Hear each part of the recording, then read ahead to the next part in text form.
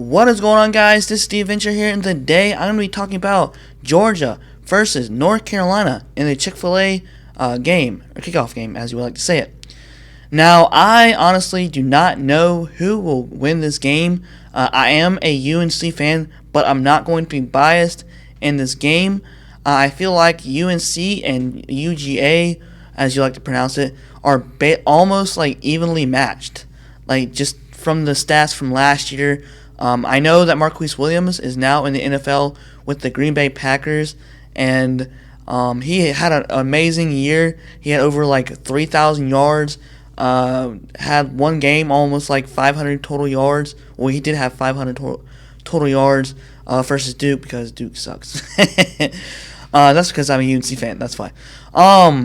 Georgia, on the other hand, Georgia did decent last year. Nick Chubb got injured and was out for the rest of the year after that horrible leg injury. I watched that game against Alabama. Stinks that Georgia lost that game. I was hoping they would have beaten Alabama because I don't really like Alabama as well. I have been to a Georgia game in my lifetime a few years back. Appalachian State versus Georgia.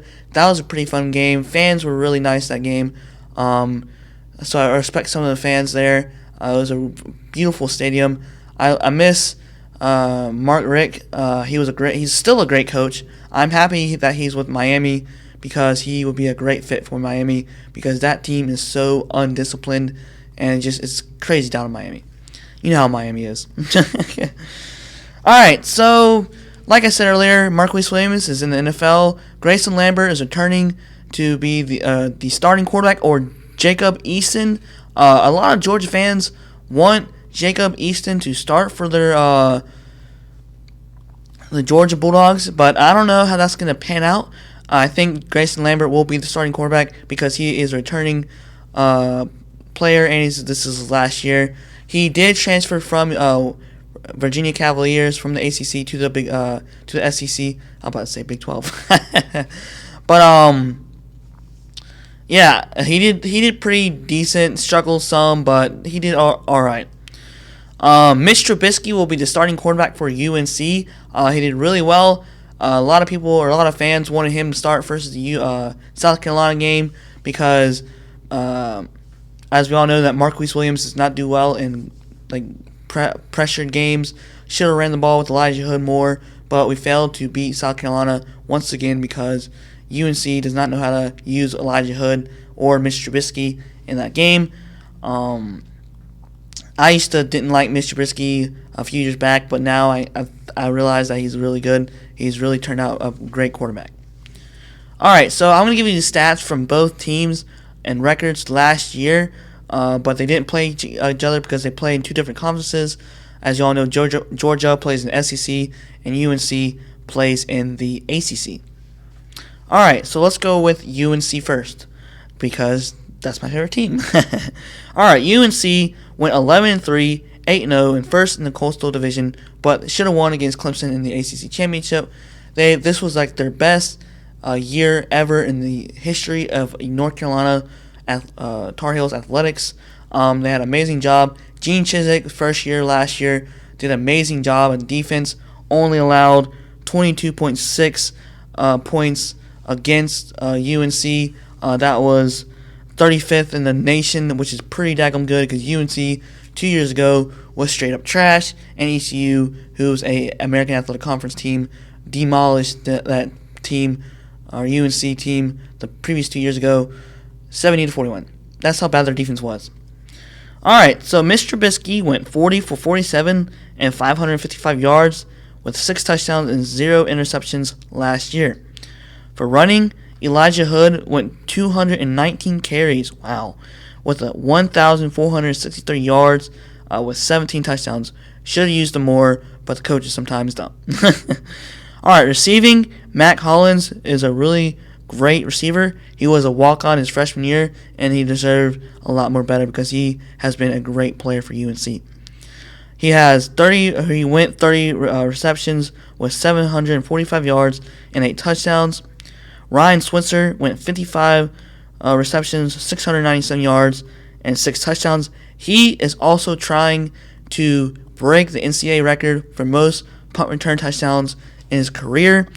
Christian McCaffrey could do that as well because he's a beast.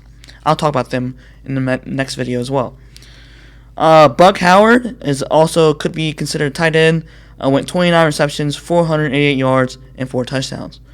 For stats for overall team, passing yards, they had 264.0, and they were 34th in the nation. Rushing yards, they went 222.9, which is 22nd,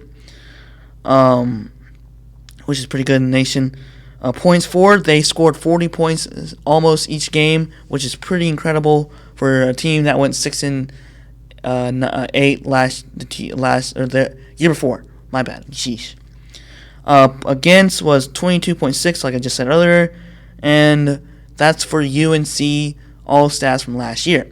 Alrighty, let's go to Georgia. Georgia was 10-3 overall, 5-3 in the SEC East. They were third in the SEC East, my bad, behind Tennessee and Florida. Grayson Lambert went 162 to 256 with 1,959 yards because he was a first-year starter for Georgia last year, so he struggled a little bit. He had 12 touchdowns, 2 interceptions. For running, Sonny Michael did really well after Nick Chubb got hurt.